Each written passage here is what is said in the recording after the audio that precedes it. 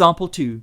Calculate sigma 30 to the power of 1 minus n from n equals 1 to infinity, if it exists.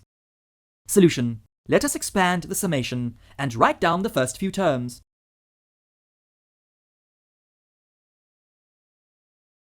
This is an infinite geometric series where a equals 1 and r equals 1 over 30. Since negative 1 lesser than r lesser than 1, the sum to infinity exists and the series converges.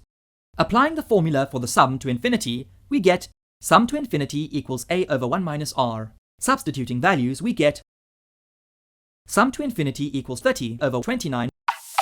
Need more help? Subscribe to our channel. Can't wait that long? Ask Masky to help you and let the math finally start mathing.